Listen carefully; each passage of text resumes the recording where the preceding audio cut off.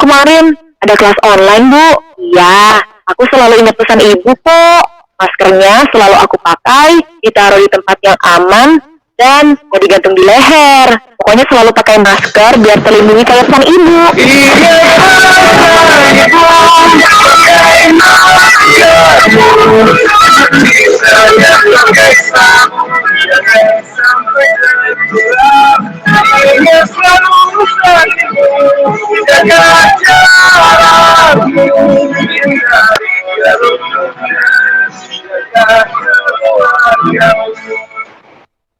Pesan ibu dipersembahkan oleh Satuan Tugas Penanganan COVID-19. Pakai masker. Ingat selalu pesan ibu. Pakailah maskermu, jagalah jarakmu, cuci tanganmu selalu. Kita bahagia dengan iman aman ini, badan sehat bangsa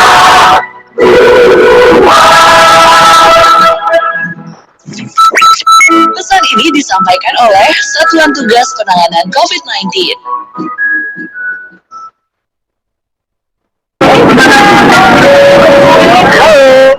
Ini lagi banyak Pendengar yang beriman, kembali bersama saya. Cuma radio yang kasih kamu suara dengan informasi terupdate. Menurut data Share of Ear, radio menjadi media yang paling dipercaya dan banyak diakses untuk mencari informasi dan musik. Hingga menjadikan radio media yang sangat efektif sebagai sarana hiburan, informasi, dan promosi. Radio, satu suara, berjuta telinga. Assalamualaikum warahmatullahi wabarakatuh. Selamat jumpa semua yang ada di Hong Kong. Selamat jumpa yang ada di Indonesia, di Taiwan, di Arab Saudi, di Kanada, terus di Makau. Wah, hampir di seluruh dunia kita bisa didengar ya. Kita ketemu lagi lewat acara Radio Nongkrong Bareng. Siapa lagi kalau di sini saya angkat bicara itu Kak Novi. Ya, too much thinking. Too much thinking. Artinya saya itu suka kebanyakan mikir. Jadi digelari Kak Novi too much thinking. Sementara Radio Nongkrong Bareng itu pastinya di ujung sana, di seberang laut sana ada Kasem. Dan minggu ketiga, ya ini tanggal 15 sudah. Waduh, berarti sebentar lagi kita tutup tahun 2021. Tidak terasa tahun yang penuh dengan segala macam suka dan duka. Iya. Kemudian banyak sukanya walaupun banyak di rumah. Oke, Kasem ada di Hong Kong, di studio Hong Kong, dan khusus untuk 15 Desember dan minggu ketiga setiap bulannya episode kita adalah dengan KJRI Hong Kong. Malam ini luar biasa. Kenapa saya katakan luar biasa? Karena ada tamu khusus. Nah, siapa? Dia. Saya langsung saja sapa Kasem dan tamu kita. Ya, selamat malam Kak Novi, selamat malam para pendengar Nongkrong Bareng ya. Senang sekali kita bisa jumpa lagi di minggu ketiga ya, acara Nongkrong Bareng live bersama Kak Sam, Kak Novi, dan sebetulnya ada satu lagi, Mama Mia. Ya, tapi Mama Mia katanya ke pesantren. Nggak tahu ngapain dia ke pesantren. Ya. Makan dia di sana. Mungkin mau nikah kali ya, Kak Novi, saya nggak tahu ya. Nikah siri ya. Ya kan pengen nikah siri atau kawin kontrak waktu itu nanyanya ke Pak Ustadz. Oh iya, betul. Dan malam ini seperti Kak Novi bilang ya, kita ada tamu ya dari KJRI, Bapak Agung Wahyudi ya. Dan kita senang sekali nih ya nggak bisa ada tamu dari KJRI ya. Dan saya berterima kasih kepada Pak Agung dan juga Pak Konjen ya, Pak Konjen yang memberikan izin nih ACC di ACC istilahnya ya. Ya, selamat malam Pak Agung. Selamat malam Kak Sam, selamat malam Kak Novi di Jakarta, apa kabar? Alhamdulillah sehat Pak Agung Wahyudi. Ya, luar biasa kita bisa mendengar suara Pak Agung malam ini dari konser ya Pak ya. Sehat ya Pak Agung? Ya Alhamdulillah sehat-sehat. Semoga Kak Sam juga Kak Novi juga begitu adanya. Amin. Iya, ya amin ya robbal alamin. Kita semuanya sudah vaksin Pak. Oh, siap. Sudah booster belum, Kak Sam? Booster belum. Oh, siap. Novi itu benar pasti. Oh, ketiga, Pak. Vaksin ketiga. Bentar Pak Agung, saya bingung. Jadi kalau kita sudah vaksin pertama, ya Iya, iya. kira-kira berapa sebulan setengah kemudian ya, 6 minggu ya Pak ya, Iya. vaksin kedua. Terus ada lagi gitu Pak? Pak Agung? Betul, Pak. Jadi ada vaksin ketiga itu sebagai penguat, Pak. Begitu kata menurut dokter begitu sebagai penguat. Contoh, vaksin ini kadang-kadang memang apa kalau dia divaksin, yang vaksin yang demam Pak. Atau istrinya, KSM divaksin istrinya yang demam. Kalau itu pusing. nggak usah divaksin Pak. Oh, siap. Orang Kasem siaran begini istrinya demam di rumah. Oh, Ini Kasem kok nggak pulang gitu kan. Yang namanya istri Pak, komandan resor kepolisian pun takut nggak sama istri? Takut. iya. Siap. Lapor semua, ya kan, apa saja yang udah kerjain, misalnya begitu kan Mas. Ini tapi kalau pulang ke rumah, ini yang negor. Kamu nggak pulang terlambat, ngapain? Jadi kalau di kita itu ada giumnya, istri itu pangkatnya setingkat lebih tinggi daripada pangkat kita, Pak. Nah lo, jangan lawan aja. Demam ya kan. Tapi jangan salah, Pak, itu sebagai penghargaan, Pak. Jadi bukan benar-benar pangkatnya lebih tinggi, tapi penghargaan kita kepada istri, Pak. Iya, saya pikir itu layak lah kita sebagai seorang suami ya. Kita kepada istri dalam berbagai bentuk ya kan. Betul. Pak Agung, ini saya dulu waktu saya ceritakan sebelum kita on air ya, bahwa Radio Nongkrong Bareng ini dari tahun 99, Pak Agung kaget tuh pendengar Radio Nongkrong Bareng ya. Selamat malam semua yang ada di luar sana, yang kita bisa didengar di Macau, di Taiwan Pak. Minggu pertama kita siaran dengan Pak Agung juga. Bukan Pak, tapi dia pakai ajan lama Pak. Jadi lahirnya sebelum merdeka dia. Kita dimonitor juga di Taiwan. Tadi kita ngobrol bahwa dari tahun 99. Nah, pada waktu itu dari KJRI itu yang suka mengisi acara KJRI adalah dari pihak, kalau nggak salah, kehakiman. Oh, benar. Sekarang mungkin kejaksaan ya, kehakiman kan tidak ada. Kejaksaan ya. Jadi Mungkin kejaksaan ya. kejaksaan ini ruang lingkupnya adalah bagaimana seorang TKW atau pada waktu itu BMI, Buruh Migran Indonesia, di berhati-hati kalau pulang karena ada titipan narkoba. Lebih ke sana. Ya, itu salah satu, Pak. Ya, itu salah satu tugasnya, Pak. Memang tugas kita secara umum itu kan perlindungan, Pak ya. Ya, perlindungan terhadap warga negara di luar negeri. Perlindungan itu bisa yang sifatnya preventif, Pak, memberikan anjuran-anjuran, peringatan, pesan-pesan, ataupun sifatnya advokasi, membantu teman-teman yang sudah dalam proses buat proses hukum, baik itu penyidikan di polisi ataupun proses persidangan. Dan itu kita juga melakukan asistensi dan advokasi, Pak. Kurang lebih mirip ya Pak sama dari kejaksaan itu ya Pak ya. Ya betul. Sebenarnya, Pak, tugas perlindungan terhadap warga negara itu bukan hanya diemban oleh salah satu fungsi dari kehakiman, kejaksaan, atau kepolisian, bukan, Pak. Jadi semuanya mengemban fungsi itu. Makanya sekarang ini, Pak, sebagai bentuknya itu ada namanya Satgas Perlindungan Terpadu, Pak. Satgas Perlindungan Terpadu ini salah satu tugasnya itu tadi, Pak, memberikan perlindungan maksimal kepada para PMI yang ada di Hong Kong maupun Macau, Pak. Perlindungannya yang macam-macam seperti yang saya sebutkan tadi itu, Pak. Oke. Jadi ya, tadi barusan Pak Agung mengatakan sampai di Macau ya Pak ya, ruang lingkupnya itu. Betul. Iya, jadi teman-teman kita yang di Macau juga diberikan perlindungan dan advokasi. Advokasi urusannya dengan yang, kalau dalam pengertian saya advokasi berarti dia sudah terlibat dalam satu peristiwa hukum, Pak, yang mendapatkan satu. Betul. Jadi diduga ataupun betul.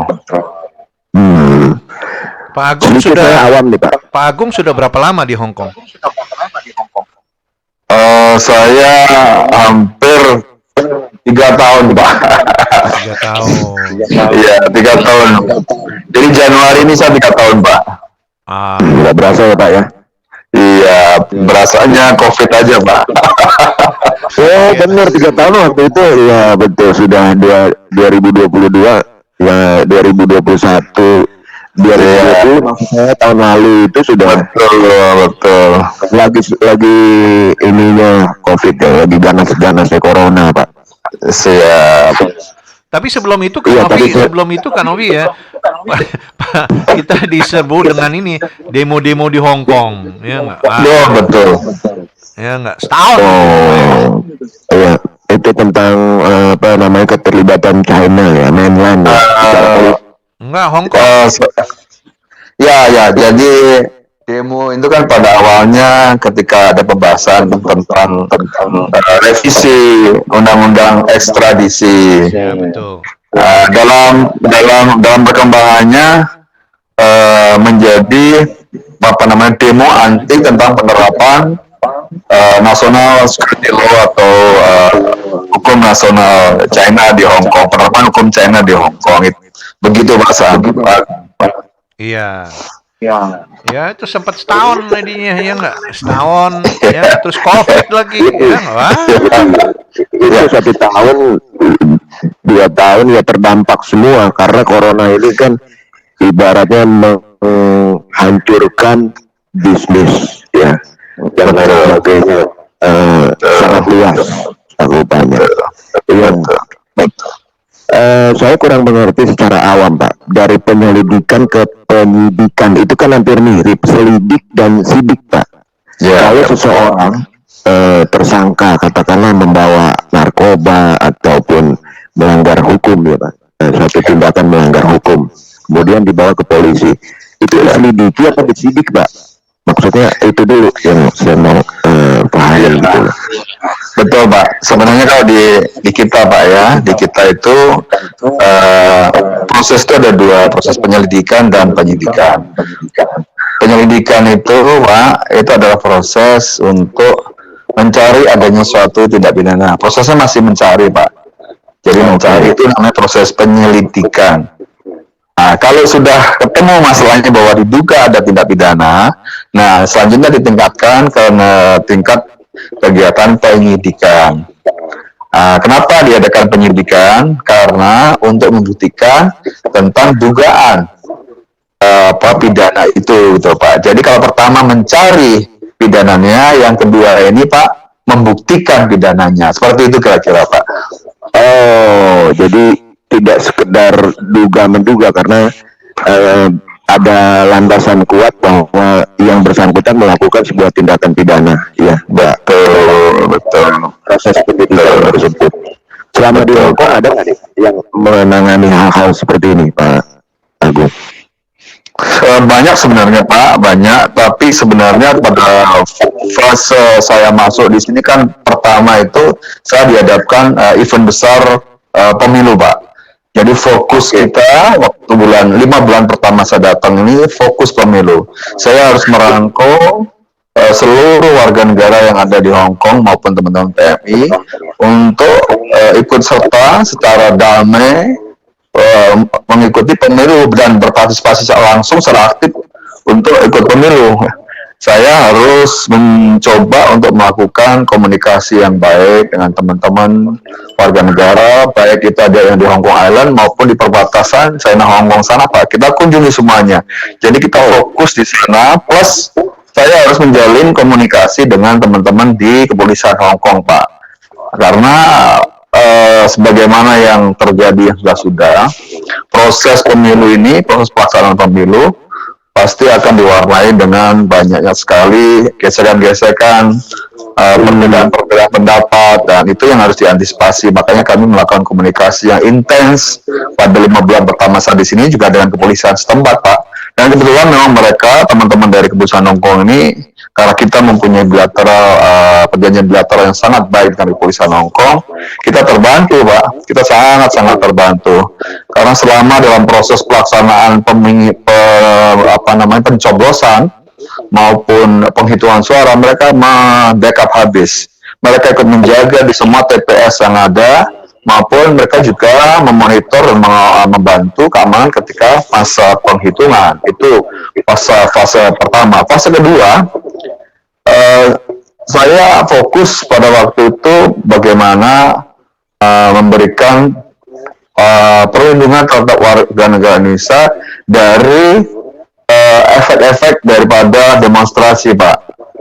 Bagaimana menjauhkan teman-teman untuk tidak terlibat langsung dengan demonstrasi yang memang urusan internal pihak Hong Kong, tidak ada kaitannya dengan kita. Sama lah, Pak, kalau kita di Indonesia ada demonstrasi, kalau tiba-tiba ada orang asing yang ikut, kita kan juga tidak mau, Pak. Jadi bagaimana menumbuhkan pengertian itu cukup lumayan challenging, menantang, karena memang Hong Kong dulunya ini kan culture-nya bebas, Pak, sangat-sangat demokrat.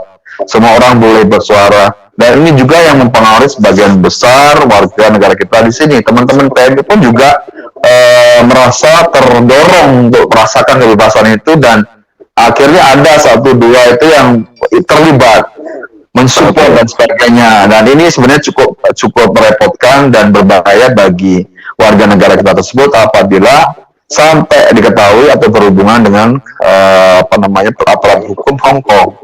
Karena pasti akan berpengaruh dengan izin tinggal maupun izin kerja di Hong Kong.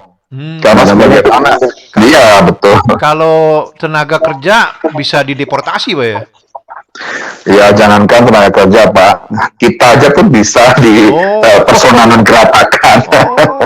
Cuma namanya aja berbeda. Mungkin kalau untuk ini biasa deportasi, tapi kalau kita persona non grata mungkin gitu, Pak. I see. Siap. Terus tadi, Pak, yang ketiga tadi, ini fase ketiga, Pak, karena kondisi COVID, jadi fokus kita bagaimana memberikan perlindungan warga supaya seminimal mungkin terpapar dari kondisi ini. Nah, kami dengan tim perlindungan fokus untuk memberikan penyuluhan, turun ke kantong-kantong dan komunitas-komunitas PMI untuk terus memberikan perlindungan, penyuluhan maupun pembagian masker dan APD.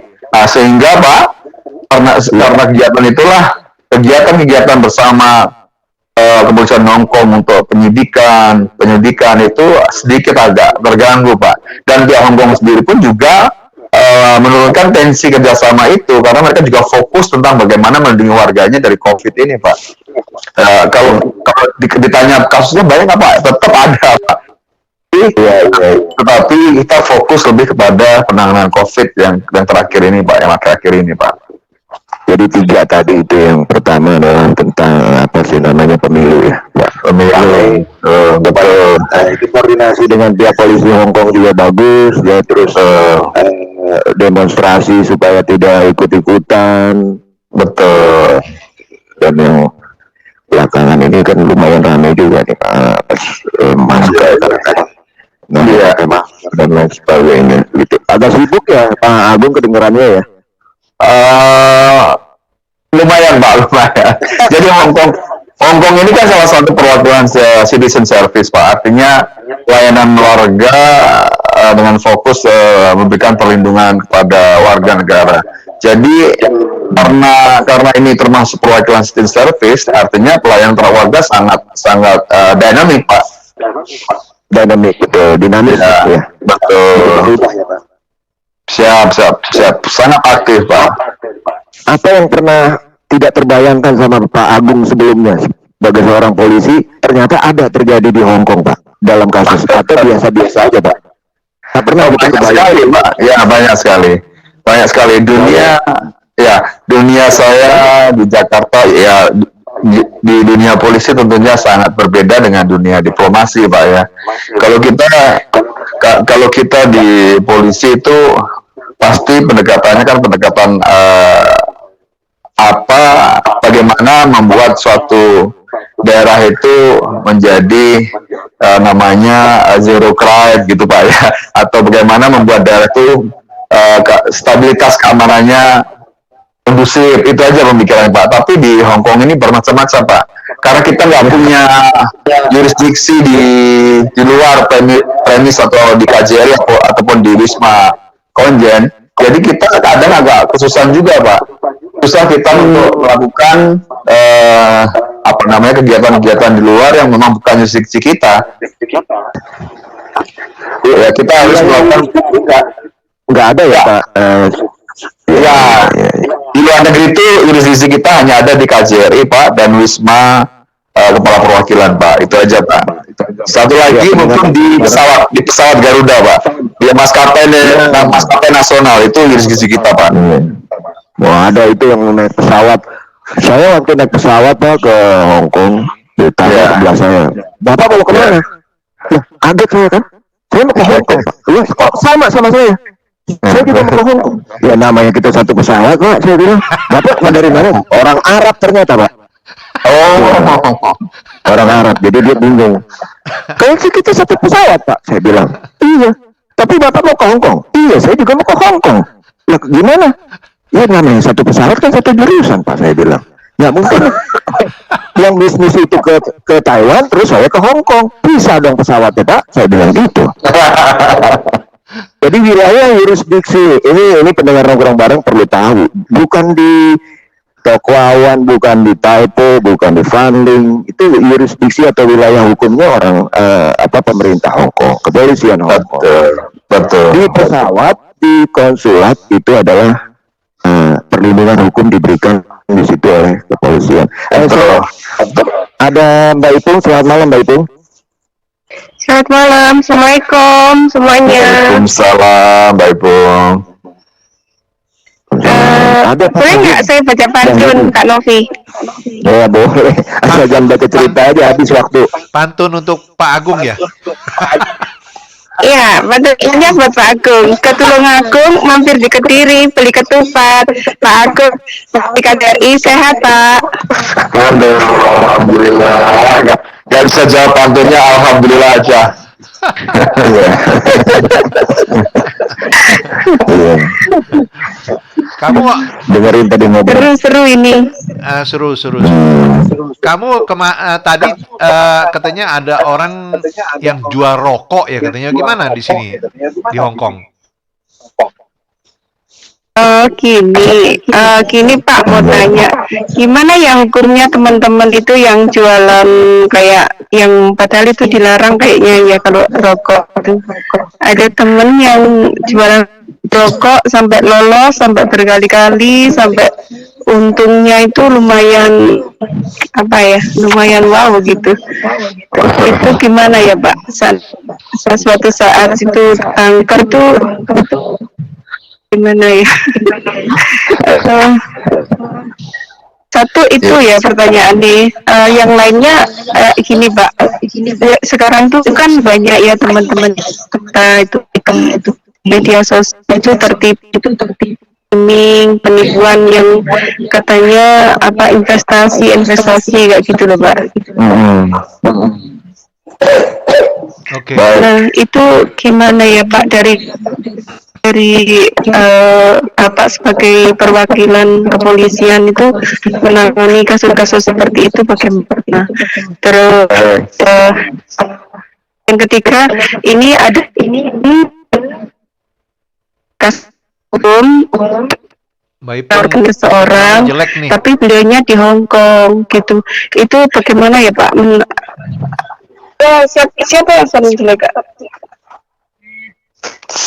Oke, Mbak Ipung, Halo, nanti Kak. coba kita jawab ya.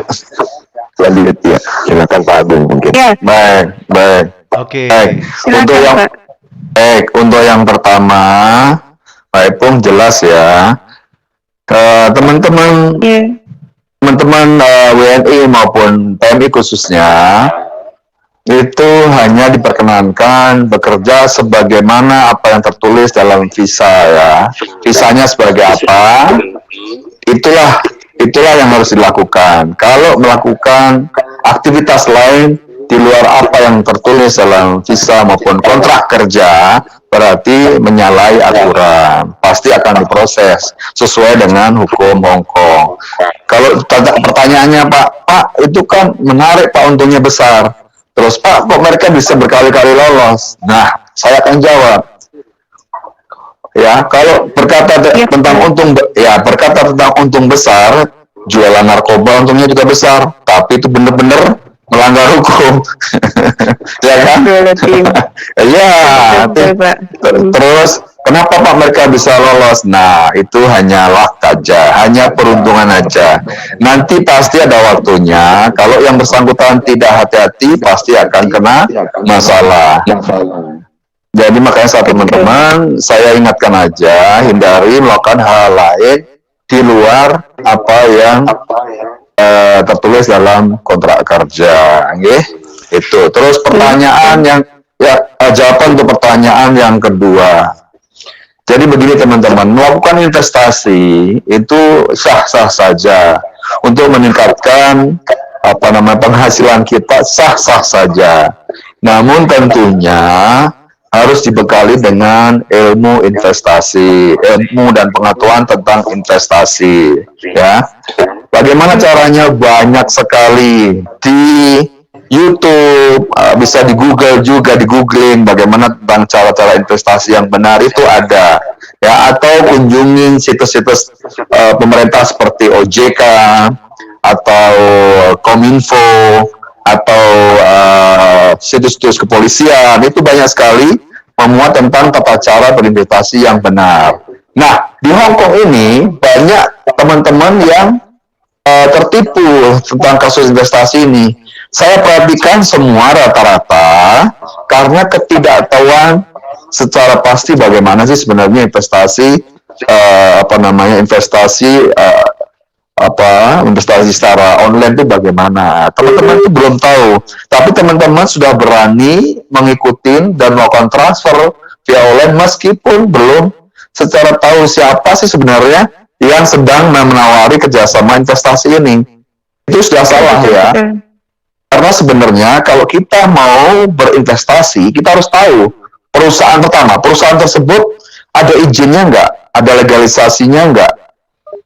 Nah, kalau gimana ngeceknya? Bisa dicek nanti di situs OJK, ya. OJK itu Otoritas Jasa Keuangan, ya. Di situ adalah perusahaan-perusahaan investasi yang terdaftar untuk keuangan, jasa keuangan, semuanya ada di situ. Bisa dicek. Itu pengecekan. Yang kedua, teman-teman itu biasanya tertarik mengikuti bisnis investasi ini karena bunganya sangat besar, lebih bunga umumnya di bank.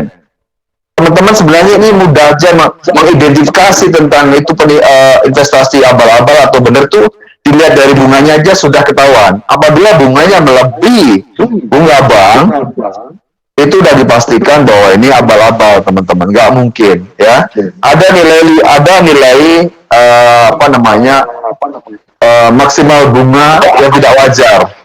Teman-teman nanti bisa lihat di situs OJK berapa bunga wajar untuk sebuah perusahaan investasi. Ya, itulah makanya kita perlu belajar. Terus yang ketiga, biasanya penawaran investasi abal-abal ini disertai dengan klien atau calon itu diminta untuk membuat keputusan yang cepat. Misalkan begini, ayo kamu segera daftar. Kalau terlambat daftar, kamu nggak dapat keuntungan sekian-sekian. Nanti kalau kamu terlambat daftar, kamu nggak mendapatkan bonus sekian-sekian. Nah, pernah didorong cepat-cepat itulah. Biasanya calon korban ini tidak berpikir secara jernih, tidak mengerja kembali tentang keabsahan, tentang legalitasan dan sebagainya. Akhirnya ya transfer duluan. Setelah transfer, semuanya sebenarnya dalam waktu dekat kelihatan biasa aja, tapi setelah 1 bulan ditunggu nggak datang, keuntungannya 2 bulan ditunggu nggak datang, baru 3 bulan baru lapor akhirnya. Rata-rata seperti itu, Mbak Ibu. Iya betul Pak, seperti itu. Dan kebanyakan tuh ada mungkin satu kolega kayak gitu ya, disuruh testimoni kayak gitu. Iya, berhasil, saya sudah nanam sekian juta, saya setiap bulan mendapatkan sekian, kayak gitu. Akhirnya itu semuanya hilang, semuanya hangus. Betul. Yang ada cuma menyesal dan menangis seperti itu. Betul. Aduh, marak sekali teman-teman itu. Saya ngomong, aduh, hati-hatilah kita kerja di sini itu dari subuh sampai tengah malam gitu. Kita juga capek gitu. Jangan sampai karena hal-hal seperti ini tergiur dengan iming-iming, nggak gitu loh ya. Akhirnya kita sendiri yang celaka kayak gitu. Makanya- Terima kasih Pak penjelasannya. Makanya Yang terakhir tadi apa ya? Lupa. Mbak Ipung, Oh, yang terakhir gini Pak, ada teman yang berkasus hukum di Indonesia itu dilaporkan oleh seseorang karena ya memang kalau saya lihat sih perkaranya memang ya teman ini salah kayak gitu. Terus itu udah dilaporkan di Indonesia itu bagaimana ya Pak itu kasusnya ya? Apa harus menunggu si teman ini pulang atau gimana Pak? Ini kasusnya terjadi di mana, Mbak? Kasusnya ini terjadi sebenarnya ini hanya pencemaran nama baik di medsos gitu, di Facebook kayak gitu. Cuman yang terlapor ini anak Hong Kong, yang melapor anak Indonesia kayak gitu. Gimana Pak? Ya. Sebenarnya kalau memang kasus ini terjadinya di sosial media antara dua orang Indonesia, ya bisa aja dilaporkan di Indonesia, nanti polisi Indonesia yang akan proses. Tapi bisa nggak Pak itu sebenarnya cross check ke Bapak kayak gitu untuk mengetahui orang anak ini yang benar-benar ada di posisi di mana tempatnya kayak gitu. Ya biasanya penyidik kalau penyidik mencurigai bahwa pelaku ada di Hong Kong, bisa aja mereka minta bantuan kita untuk mengambil statement atau keterangan daripada tersangka, bisa aja. Tetapi saya sampaikan sekali lagi tadi ya, jurisdiksi ya, daerah jurisdiksi, bahwa di luar KJRI, di luar Wisma Kepala Perwakilan, itu bukan jurisdiksi kepolisian Indonesia. Polisi Indonesia nggak bisa melakukan upaya paksa, penangkapan atau pemanggilan secara paksa di luar jurisdiksi itu. Yang bisa kita lakukan adalah mengundang yang bersangkutan untuk memberikan statement, pernyataan atau keterangan. Begitu. Oh, gitu. Oke, terima kasih Pak. Mudah-mudahan nanti bisa menjadi pencerahan. Kebetulan teman ini juga mendengarkan radio ini. Insya Allah. Terima kasih Pak edukasinya. Baik. Sama-sama. Bye. Nggak tahu. beli rokok saat yang jalan rokok itu dibeliin. Aduh, itu yang jualan rokok itu dijual di online, dan itu sasarannya customernya itu anak-anak yang tomboy seperti itu Kak. Jadi untungnya lumayan besar sekali sih. Cuman ya rokok. Saya nggak ada niatan iri sih sebenarnya, cuman justru saya sebagai sesama pekerja ini kok kerjanya seperti ini, nanti kalau sampai tersandung kasus hukum di Hong Kong juga, ini uang kan nggak bisa mengembalikan dia bagaimanapun juga kalau orang itu sudah terkasus hukum itu kan juga nanti juga sampai anak cucu itu akan menjadi sejarah tersendiri kayak gitu. Itu dulu nenekku juga pernah di penjara kayak gitu kan. Luar biasa. Gimana gitu. Jadi Ibu ini sangat peduli. Ini iya Pak, makanya enggak juga sih Pak. Makanya jangan karena ada untung uang ini terus akhirnya kita terbuai sampai kita akhirnya berurusan hukum dengan Hong Kong, enggak gitu sih sebenarnya. Naudzubillah, bukan saya iri, bukan sih. Oke, Mbak Ipung, Gitu. terima kasih. Ya. Oke Pak, saya undur diri ya, kasih kesempatan yang lain barangkali ada yang mau tanya. Yuk, Assalamualaikum. Waalaikumsalam. Waalaikumsalam warahmatullahi wabarakatuh. Pak Agung, saya dengar itu yang biasanya yang dagang-dagang atau yang seneng, yang istilahnya seneng melanggar-melanggar itu katanya kebanyakan orang anak-anak paperan. Apa benar? Betul, betul sekali Pak Sam. Bang Sam, jadi begini. Ini ada kondisi yang memang dua sisi ada baik dan buruknya.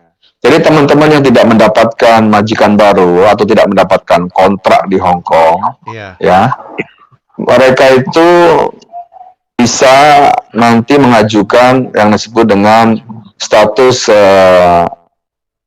pemegang recognition paper namanya Pak, recognition paper.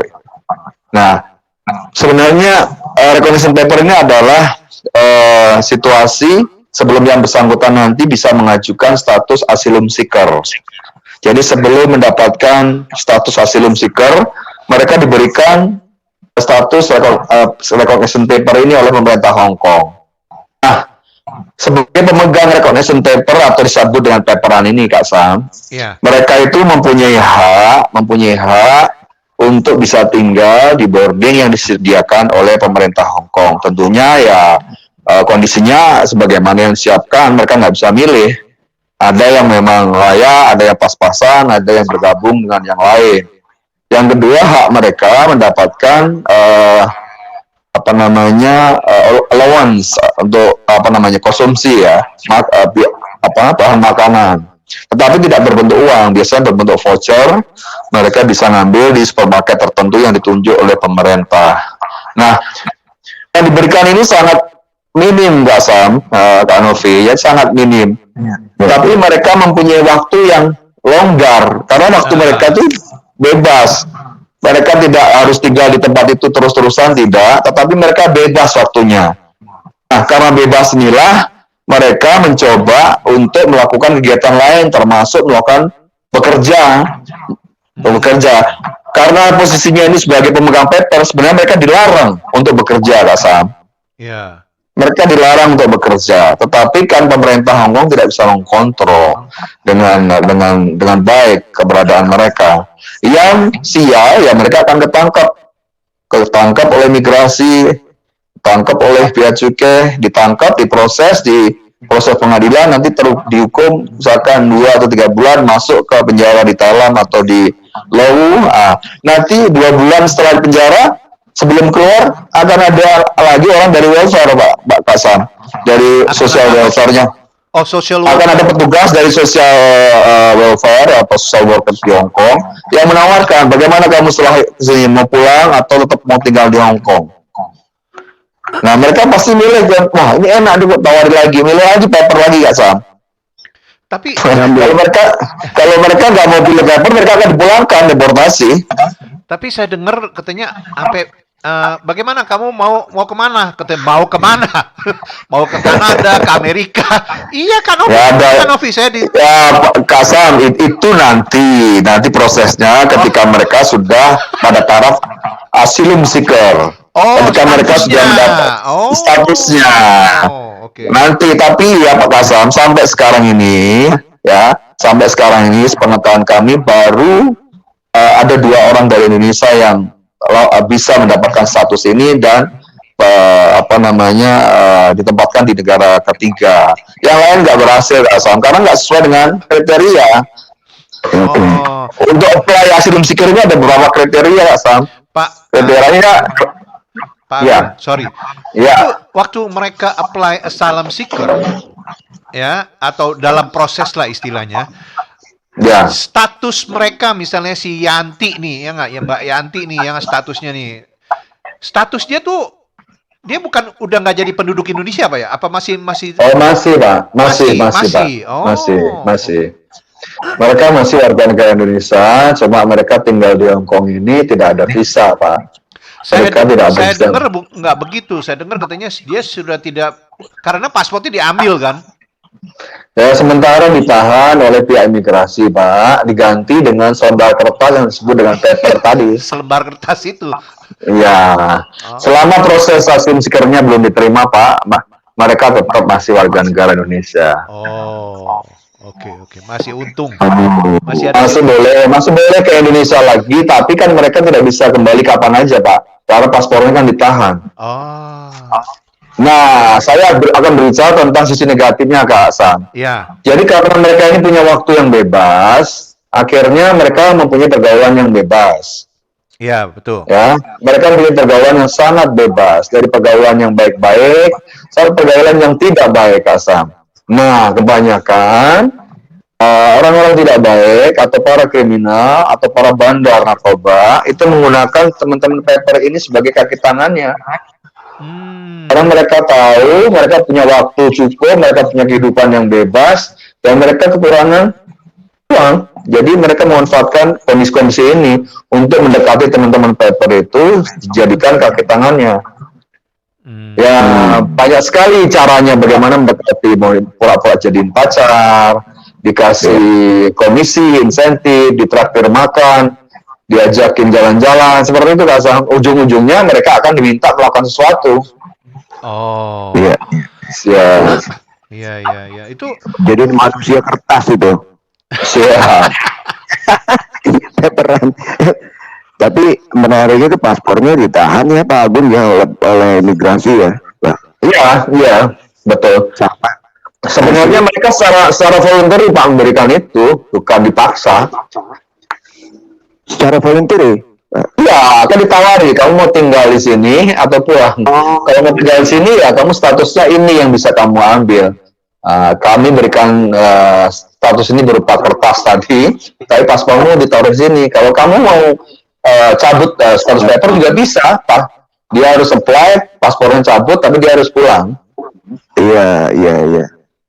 Jadi kebanyakan memilih paperan tadi dan akhirnya berujung pada apa yang diceritakan oleh Pak Agung mengenai sisi negatif, dampak negatif dari karena banyaknya waktu mereka jadi berkeliaran kemana-mana, dimanfaatkan oleh bergaul kesana kemari dan akhirnya terjebak ya Pak, boleh dikatakan terjebak pada satu. Betul sekali Kak Novi. Jadi sebenarnya kalau diperhatikan secara benar-benar ya, sebenarnya kita kasihan teman-teman yang mengambil status paper recognition ini Pak, karena masa depannya itu pasti tidak baik, masa depannya pasti suram, karena tidak ada pemegang paper ini yang akan naik statusnya, karena bahkan akan sebaliknya statusnya akan berbalik dari misalkan begini, pemegang paper pertama dia nggak punya pekerjaan nih Kak Novi, kedua karena dia kekurangan uang, dia akan cari pekerjaan yang ringan-ringan, misalnya dia akan menjadi dishwasher atau pencuci piring di sebuah restoran tapi di belakang supaya nggak ketahuan kan, diam-diam ilegal, akan cuci piring pertama. Setelah cuci piring kan lama-lama nggak asik nih, nggak keren nih gitu kan. Dan dia sudah mulai bergaul, dan banyak teman-teman yang dia kenal mungkin di hiburan malam dan sebagainya, akhirnya meningkat. Ya, suka mulai ke dunia hiburan karena dia punya duit sedikit, ke dunia hiburan. Di dunia hiburan dia akan ketemu Kak Novi, akan ketemu dengan orang-orang dari orang-orang dari golongan hitam lah istilahnya, karena mereka rata-rata adalah para kriminal, dan para kriminal ini tahu bahwa anak-anak ini adalah anak paper, misalkan posisinya seperti apa, mereka tahu. Kalau mereka melihat ada yang potensial, mereka akan diincar. Makanya selanjutnya banyak teman-teman paper ini statusnya berubah dari tadi dishwasher menjadi kurir, Pak. Mereka menjadi kurir. Iya betul, mereka biasa jadi kurir, mengambil narkoba di satu tempat, titik A dibawa ke titik B. Itu ada juga status yang lain, bukan sebagai kurir tapi sebagai pengedar. Pengedar itu menerima beberapa paket, dia jual di tempat-tempat hiburan. Tuh, yang kedua tadi ya kurir tadi. Ini kondisi kedua Pak Pawan. Dan yang ketiga Kak Novi, ini mungkin agak parah karena mungkin menjadi kurir atau menjadi pengedar sudah tidak dipercaya lagi oleh para bandar, karena mungkin sudah pernah ketangkap atau pernah masuk penjara dan akhirnya dikeluarin setelah berapa bulan atau berapa tahun dikeluarin. Nah, mereka nggak bisa lagi dipercaya oleh para bandar ini. karena nggak laku di para pengendara, mereka mulai mencari pekerjaan lain. Pekerjaan lain yang bisa mereka dapatkan biasanya di tempat hiburan. Di tempat hiburan ini mereka biasanya terlibat prostitusi, kasar, Pak Odevi. Ya, kalau sudah terlibat prostitusi ini, ya, Indian pasti nanti larinya rumah sakit, kasar. Rumah sakit. Ya, karena beberapa teman yang sakit yang kita pulangin, rata-rata teman-teman dengan status veter yang sakit karena pergaulan bebas tadi, kasar, Pak Novi. Kurang tidur malam, Kasan. Ya, termasuk kurang tidur dan kesehatan seksualnya kurang terjaga tentunya. Iya, kotor. Ya, iya betul. Waduh, agak ribet juga apa yang dikerjakan tugas-tugas dari KJRI, Pak ya, secara umum. Itulah terjadi. Itulah terjadi di Hongkong, Pak. Di balik gemerlapnya gedung-gedung Hongkong, disitulah ada masalah-masalah yang kita sepertinya harus selesaikan juga. Iya, tugas dari seluruh unsur yang ada di konsulat ya, Pak ya. Betul, Pak, betul. Dalam hal ini yang di depan tentunya dari Polri sendiri, Agung ada kawan atau ada partner kerja? Betul, Pak. Tadi saya sampaikan, Pak, di KJRI ini kita punya satgas namanya Satgas Pelindungan Terpadu.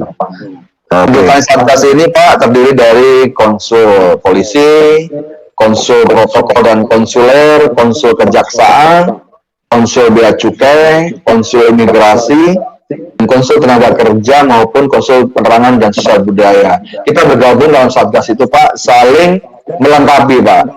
Jadi ada peran-peran tersendiri. Ada peran-peran tersendiri yang diemban, maka setiap minggu kita review, setiap minggu kita rapat, membahas kasus-kasus, Pak. Oh, iya. Kalau undang-undang ITE berlaku nggak, Pak, secara obvious, secara nyata, Pak, di sana? Undang-undang ITE kita, Pak, ya. Nah, penipuan lah melalui internet atau sekarang ini kan ada melalui WhatsApp itu sering kita dibilang Anda mendapatkan hadiah jika Anda pencet link inilah dan lain sebagainya. Nah, sejauh mana nih Pak pihak Polri? Undang-undang baik, Pak. Jadi salah satu prinsip undang-undang kita, Pak, undang-undang kita itu adalah salah satu prinsipnya adalah universal, Pak. Universal kan artinya selama yang bersangkutan tersebut warga negara Indonesia, pemegang paspor Indonesia, ya bisa dituntut dengan undang-undang Indonesia, Pak. Yang berlaku di Indonesia. Iya, betul. Jadi undang-undang ITE yang berlaku di Indonesia. Betul. Kalau di Hongkong juga ada, Pak, undang-undang ITE itu juga ada. Undang-undang di Hongkong ada juga, tapi mereka kalau di sini menyebutnya personal data ordinance, Pak. Jadi perlindungan data pribadi. Kalau sekedar mengejek di sosial media itu di Hongkong mungkin tidak akan diproses, Pak. Tetapi kalau sudah menggunakan, nggak masalah. Tapi kalau sudah menggunakan data-data pribadi ditampilkan di publik tanpa izin, tanpa konsen daripada pemegang data tersebut, ya itu bisa dituntut, Pak. Iya. Pak Agung, itu kan dari dulu juga sudah ada ya. Itu orang-orang Indonesia yang di penjara.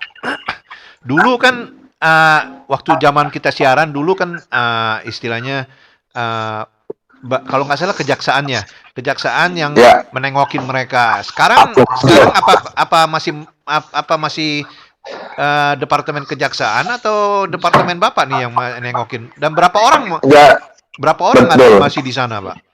Betul, Pak Sam, betul sekali. Jadi salah satu perlindungan yang diberikan oleh perwakilan Indonesia di luar negeri, dalam hal ini KJRI Hongkong, kalau di Hongkong, salah satu tugasnya adalah memberikan perlindungan bagi warga negara kita yang terkena masalah, Pak Sam. Nah, salah satu perlindungan itu secara rutin kami melakukan kunjungan atau besuk ke penjara untuk memberikan motivasi dan bantuan-bantuan hukum apabila diperlukan. Sampai sekarang masih kita lakukan, Mbak San. Ini secara reguler kami tim Satgas Perlindungan tadi secara bersamaan bergantian membesuk, Mbak San, di Thailand, di Lawu, di Stanley, di Lachiko, itu secara gantian kita gilir. Semua dalam rangka memberikan motivasi-motivasi untuk warga negara kita yang di dalam penjara tersebut. Biasanya kasus apa Pak yang paling umum? Tadi Pak, tadi sebenarnya saya sebutkan tadi, rata-rata sebenarnya adalah pelanggaran-pelanggaran izin tinggal aja Pak. Itu pertama. Yang kedua yaitu tadi Pak, pelanggaran-pelanggaran yang ditimbulkan karena mempunyai izin tinggal salah tadi Pak, narkoba, terus apa namanya kurir narkoba, terus pencurian juga ada Pak. Rata-rata seperti itu Pak. Kebanyakan laki apa perempuan, Pak? Wanita? Tentunya perempuan di sini Pak, laki-laki nggak begitu banyak di sini Pak, bahkan mungkin 0,sekian% datanya di penjara. Jadi itu sebelahnya tangan itu Pak ya berapa jumlah? Kurang lebih sekarang sekitar 70-an aja Pak, kurang lebih naik turun jumlah kurang lebih 70-an aja. 70-an dibanding 150.000 ya. Ya, Sedikit ya. dikit Pak. Oh, dulu sampai ratusan, Pak, saya dengar. Betul, dulu kan jumlah kita juga banyak Pak.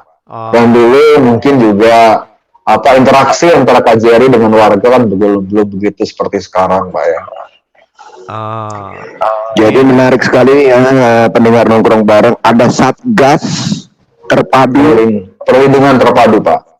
Perlindungan terpadu ya yang dilakukan untuk melindungi teman-teman semua nih di Hong Kong yang dilakukan oleh kepolisian dari imigrasi sampai pengurusan segala macam ya.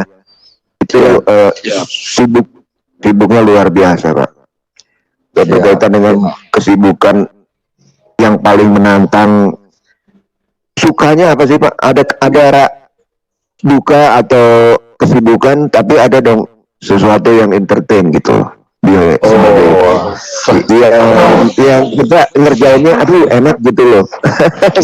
Ya kurang lebih Pak. Selalu Pak, selalu ada itu Pak. Jadi di Hong Kong ini karena banyak sekali pilihan-pilihan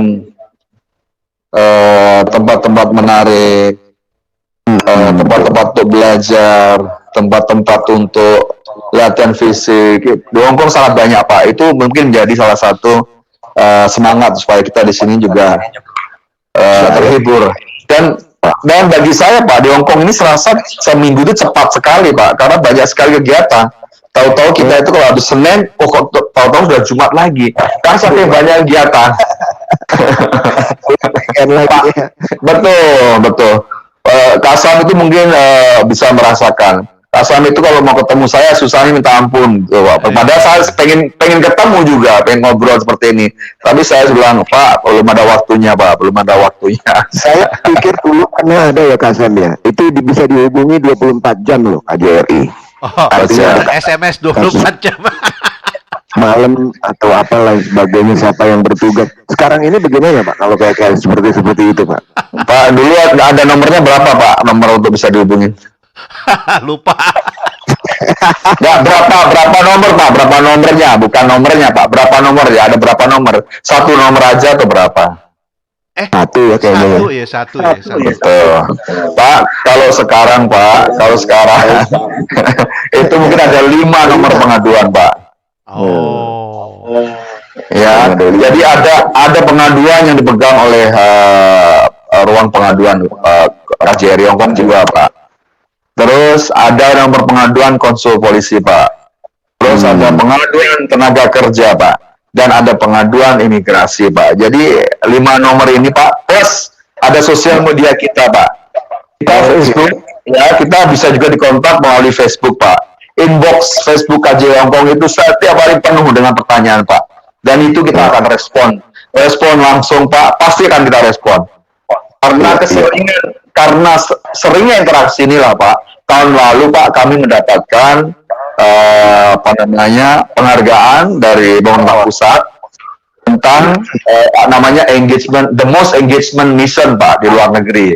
Jadi KJRI yang mempunyai komunikasi intens dengan warga negara. Iya, luar biasa.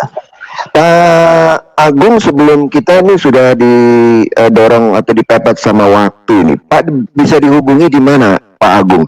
Artinya punya Facebook. eh, yang kalau pribadi rasanya nggak juga ya, atau ada Betul. Baik Pak. Jadi kami ya, baik Pak, kami di KJRI Pak bisa dihubungi di nomor di Facebook KJRI Hong Kong Pak. Bisa dikontak ke inboxnya boleh anytime. Kami juga bisa dikontak melalui nomor WhatsApp pengaduan KJRI di nomor 6773 0466. Satu lagi Pak, nomor pengaduannya di sebentar Pak. Yang tadi Kasen nyatat ya, 6776 berapa? Ya, yang pengaduan kedua di 6894 2799. Iya. Tidak ada yang ngaku, Pak. Ini kenapa kita dipaksa untuk bikin surat keterangan dari wali lah segala macam, bagaimana itu Pak? Jadi begini Kak Novi ya, biasa di Hong Kong ini karena warganya sangat aktif bersosial media, jadi kalau ada berita-berita itu mereka responnya cepat. Ini Mbak, ini satu sisi sangat baik, tapi di sisi lain literasi atau kemampuan baca kita juga perlu terus ditingkatkan. Sebenarnya peraturan ini bukan peraturan yang baru dikeluarkan oleh KJRI Hong Kong Pak. KJRI Hong Kong tidak pernah mengeluarkan peraturan Pak. Itu hanya bentuknya surat edaran. Surat edaran itu sebagai kewajiban kami untuk melaksanakan perintah Undang-Undang 18 tahun 2017 Pak, dan juga peraturan Kepala Badan P2MI yang mengamanatkan bahwa untuk kontrak maupun kontrak baru itu memerlukan, di situ tertulis perlu surat wali Pak. Dasarnya apa? Dasar pengeluaran itu Pak, karena salah satunya adalah bahwa peraturan tersebut mengharapkan bahwa TNI yang di luar negeri ini mempunyai hubungan kontak terus dengan pihak keluarga Pak, pertama. Kedua, untuk menjaga kesinambungan kontak ini Pak, kalau terjadi apa-apa mereka masih ada kontak yang bisa dihubungi. Sebagai contoh Pak, kita kemarin minggu yang lalu Pak, ada warga negara kita yang meninggal di sini, kita kebingungan mau dikirim kemana Pak, karena nggak ada kontaknya. Dan juga kita juga pernah Pak mendapatkan jenazah Pak, kita kirim ke keluarganya menolak Pak. Karena dengan alasan katanya yang bersangkutan tidak pernah kontak keluarga selama 8 tahun. Kami tidak mau menerima jenazahnya. Itu salah satu Pak ya, salah satu alasan ya. Tetapi alasan besarnya adalah kita mengharapkan peraturan tersebut mengharapkan supaya PM itu mempunyai komunikasi. Namun Pak, pelaksanaannya tidak kaku Pak. Ya. Sebenarnya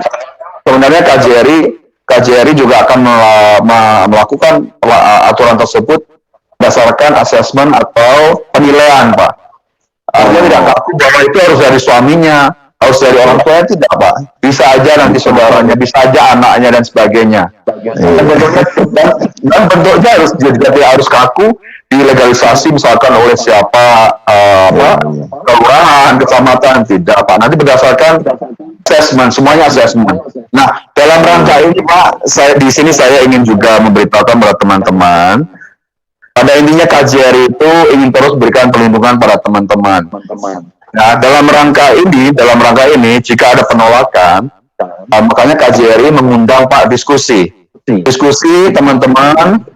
teman-teman seluruh pekerja migran yang ada di Hong Kong untuk membahas masalah ini dan mencari yang terbaik seperti apa. Makanya besok ini mencoba mengundang teman-teman dari perwakilan TNI untuk memberikan masukan pada kita. Sebenarnya kita ingin mengundang secara langsung Pak, face to face dalam suatu aula yang besar. Tapi pada sekarang kami belum mendapatkan tempatnya, karena kalau mau booking tempat besar di sini kan aturannya masih 50% capacity Pak. Betul. Dan juga kita cari tempat beberapa hotel masih belum dapat jawaban. Nah, kalau nanti dapat jawaban kita akan buat diskusi secara terbuka dengan seluruh elemen yang ada di Hong Kong ini. Saya yakin bahwa diskusi tersebut nantinya menghasilkan keputusan-keputusan yang melegakan kedua belah pihak. Saya juga optimis kalau seperti itu Pak. Karena Pak, peraturan dibuat apa sih Pak? Kalau itu membuat resah, kalau itu membuat sengsara. Iya. Peraturan kan dibuat untuk memberikan perlindungan Pak. Kalau tidak cukup melindungi ya tidak ada salahnya Pak kita ajukan untuk revisi kan Pak. Iya. Kira-kira seperti itu Pak. Baik. Oke. Cerahan luar biasa malam ini teman-teman nongkrong bareng ya yang protes terus nih mengenai aduh nyusahin dia kalau saya suami minta gaji 75% dikirim segala macam. Pak Agung ini waktu mendesak kita ketemu di bulan depan Pak ya. Terima kasih banyak nih atas kehadirannya Kasem ya. Iya, Kanovi. Dan jangan lupa para pendengar ya, nomor telepon WA KJRI pengaduan 6773 0466 ya dan 6894 2799. Oke. Terima kasih Pak Agung. Sama-sama Kasam. Selamat beristirahat Pak Agung ya. Terima kasih Kak Novi. Semoga sukses selalu. Sama-sama. Waalaikumsalam warahmatullahi wabarakatuh. Iya, terima kasih. Ya kan, Baik, pendengar radio nongkrong bareng, putih-putih si bunga melati di dalam lemari, janganlah bersedih hati, walau perpisahan datang menghampiri. Akhir kata jalan mundur tanpa melihat, selamat tidur, selamat istirahat. Pepes ikan sambil terasi, kami ucapkan terima kasih. Wassalamualaikum warahmatullahi wabarakatuh. Bye. Bye, sampai jumpa minggu depan. Bye-bye.